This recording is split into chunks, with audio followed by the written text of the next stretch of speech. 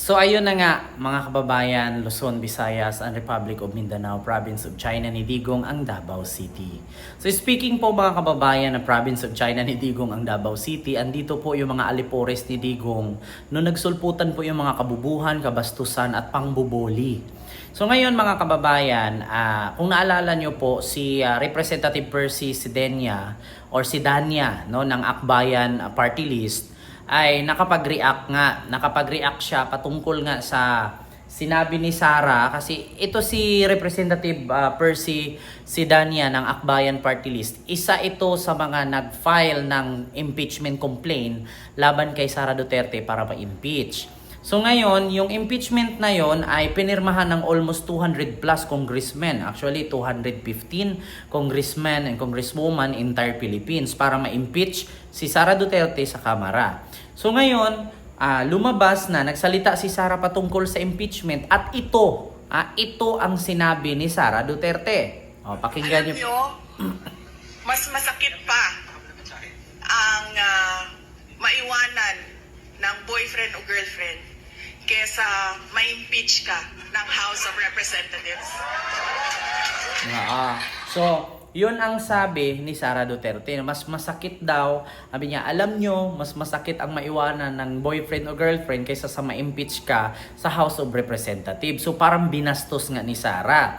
So, ngayon, sumagot itong si Representative Percy Sidania patungkol sa sinabi ni Sara. So, gusto kong sabihin kay VP Sara, sabi niya dito, nakita niyo sa script, hindi ito usapin ng jowaan. Usapin ito ng public accountability at pananagutan.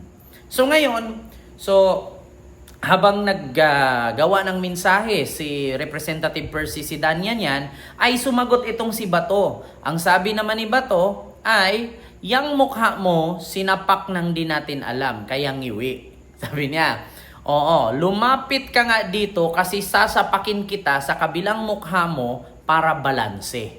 Oo, so actually ganito mga kababayan, ito gusto ko lang reaksyonan na. Tayo kasi mga kababayan bilang ako, private citizen, as a vlogger, content creator, political blogger, so hayaan nyo rin ako makapagbigay ng aking opinion. So pasensya din po kay Senador Bato kung ano man ang masabi ko, kasi sinabi mo nga din yan kay representative o congressman na yan, ginanyan mo, senador ka pa. Dapat kayo, mga nasa mga public figure or yung mga politician, ay dapat kayo yung modelo para sa aming mga kabataan, sa aming mga mamamayang Pilipino, pero kayo yung nambubuli. Tignan nyo, actually tama naman ang sinabi ni Representative Percy Sidania patungkol din si sinabi ni Sara. Ang sabi kasi ni Sara, mas masakit pa daw ang iiwan ng jowa ng boyfriend o girlfriend kaysa sa ma-impeach ng House of Representatives. So kaya sabi nga ni Congressman na hindi naman ito usaping jowaan, usapin ito ng public accountability, yung paano mo, 'di ba, yung paninindigan yung pagiging public official, pagiging public servant. Hindi ito usapin ng kalandian, tama lang. So itong si Bato naman hindi nag-iisip, ang laki ng ulo, baka ang laman dito Bato, pasensya na Senador Bato kasi kung ikaw nga binubuli mo si Congressman, so hayaan mo din kami makapaglabas ng sarili naming reaksyon o komento. Bakit? Kung kayo manglait sa isang tawag dito, sa isang stroke survivor, okay lang, nasasapakin mo yung kabilang mukha para papantay. Kaya ngiwi kasi sinapak ng hindi mo alam. Kaya lumapit ka nga dito kasi sapakin kita sa kabilang mukha para balanse o para pantay daw, mapapantay. So, actually mga kababayan, ganito ang resulta ng mga klaseng politician na ipapasok mo na walang alam. Di ba? Ganito, alam mo sa totoo lang mga kababayan, ganito bang klase ang magiging mambabatas sa ating bansa? Yung bastos, actually, para sa akin, elementary pa lang tinuturuan ka na ng tamang asal or GMRC or good manners and right conduct. Di ba? Dapat sa'yo, Senador Bato de la Rosa, senador ka Nakakahiya pong tawagin kang senador kung ikaw mismo wala kang respeto. 'Di ba? Biruin mo, isa kang public figure, isa kang public servant, isa kang mambabatas, law maker. Tapos ganyan yung ipaparinig mo. Hindi lang ako nakakapanood, lalo na yung mga nanonood sa akin. 'Di ba? Paano kung gagayahin namin 'yan? Yung estilo mo, senador ka pero bastos ka magsalita. Di ba? Nakita mong tabingi ang mukha, sasabihin mo sinuntok ka ng hindi namin alam, kaya palapitin mo para pantayin, suntukin mo yung kabila para pumantay. Sa tingin mo, alam mo ba kung anong kadahilanan kung bakit tumabingi yung mukha niya? Stroke survivor, si Congressman Percy Sidania. So paano ngayon General Bato de la Rosa or Senador Bato de la Rosa ibuboto? Paano yung mga PWD na buboto sa'yo? Sa tingin mo natutuwa yung taong ganun? Tandaan mo ang PWD sa Pilipinas and also the senior citizens. More than 10 million PWDs and senior citizen in the Philippines. Paano kung hindi kayo boto sa 10 milyon na yan? Yeah? Ako pa nga lang na hindi ako PWD, hindi ako stroke survivor, wala akong kapansanan, nasasaktan eh. Tao yan eh. Alam nyo, tanggapin nyo yung katotohanan. Ang pagpasok kasi sa politika, hindi ito laro. Hindi ito pagiging laro na magja-jackstone ka lang dyan, ano ka, tawag dito, mag-Chinese garter. Hindi ito laro.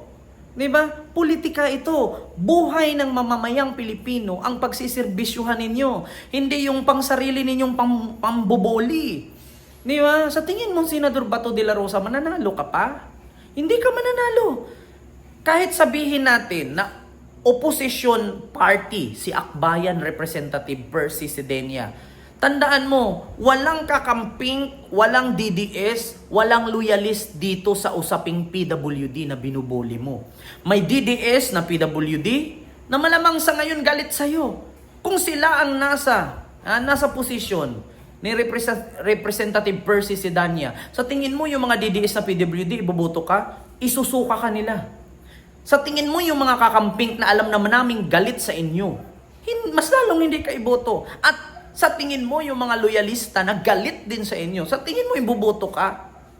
Tandaan mo, 10 milyon kaya kang papanalunin yan bilang senador. Siguro nasa rank 7 or 8 ka niyan as a senador kung manalo ka. Iyan pa nga lang eh. Hindi ka na nga iboboto ng normal na tao, paano pa yung mga PWD? Ganyan ba ang klaseng senador iboboto ninyo? Kahit ako, itaga mo sa bato, Senador Bato de la Rosa, hindi ka mananalo. Maniwala ka sa akin. Magla-live ako, gigilitan ko liig ko kung mananalo ka sa eleksyon na to. Maniwala ka sa akin, Senador Bato de la Rosa. Sana manghingi kang sorry kay congressman eh. Oo, kabastusan yan. Wala kang moral, wala kang good manners and right conduct. Parang hindi ka nakapag-aral ng elementary. Parang hindi ka actually, naabutan mo naman siguro yung, di ba may religion dati sa elementary, sa panahon ng mga 90s, 80s, may mga religion subject dati na magtuturo mga madre, mga teacher, nagtuturo mga madre. So, imposible naman siguro, General Bato de la Rosa, hindi mo napagdaanan yan. So, sa bagay, hindi naman po kami nagtaka kasi kung mismo ngang si Sara Duterte na sinusuportahan mo, bastos rin. So, hindi na kami magtaka na bastos din ang kanyang mga galamay. Pero sa ngalan na ganyan, wala naman tayong pakialam sa politics. Ang usapin natin dito, yung pambubuli ninyo. Porkit sa tingin ninyo, may mga hitsura kayo, mga hayop kayo, mga pangit naman ugali ninyo. Walang kwenta. Walang kwenta yung kaganda ng hitsura ninyo. Ikaw nga, panot ka, para kang si Mr. Clean eh. Diba? Binuli ka ba namin? Kahit ang laki ng ulo mo, pero wala naman laman. Yeah? Ikaw nga lang yung naging senador na ni isang batas walang naipagawa eh. Yeah? Nagtanggap ka lang ng sahod sa gobyerno, puro ka lang dada dyan sa Senado, wala kang kwenta. Tapos ngayon gaganyanin mo yung PWD, congressman pa. Tandaan mo, congressman na yan, binastos mo pa. Paano pa kaming mga normal na tao? Kaya nga sabi ni Pangulong Bongbong Marcos, kung gano'n na lang man lang kadali bantaan ang buhay ng presidente, paano pa kami mga normal na Pilipino? Diba? Kaya sa susunod mga kababayan, sa lahat, ako'y nananawagan sa lahat ng mga person with disability, no, at ang mga senior citizen, huwag niyong iboto yung mga ganyang klaseng politician. Sa bagay, diba? Ganyan po talaga, kapag pumasok ka sa isang bagay na wala kang kaalam-alam, magmumukha kang mangmang. Alam mo, sa totoo lang, Senador Bato de la Rosa, hindi porkit senador ka ay mataas na ang narating mo. Aanhin mo yung pagiging senador mo kung wala namang laman ang ulo mo. Diba? So yun lang. Maraming salamat and see you next vlog. God first. Thank you. Alam mo, nakakainit ng dugo yung mga ganyang politician. Nakakala mo sila na yung magaling. Pero pag sampalin sila ng mga totoo nilang pangalan, hindi nila nakikita. Di ba? Ganyan talaga pag magpasok ka ng isang pulpul na politician, pulpul din, pati bunganga. Yun lang. God first. Thank you.